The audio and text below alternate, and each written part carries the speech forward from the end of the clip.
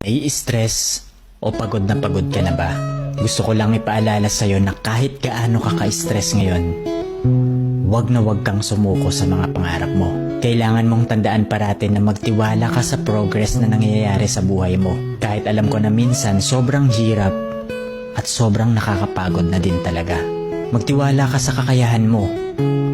Ang dami mo nang nalagpasan na mga malalaking problema dati. Ngayon ka pa ba susuko? Patuloy ka lang na lumaban.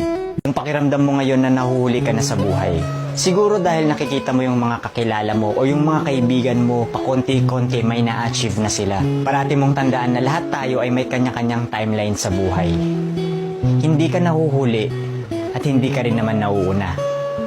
Kung nasaan ka man ngayon sa buhay mo, yan ang lesson at experience na kailangan mong pagdaanan ngayon. Lahat tayo ay may sariling kwento sa buhay na makaka-inspire ng ibang tao. Sarili mong kwento yan.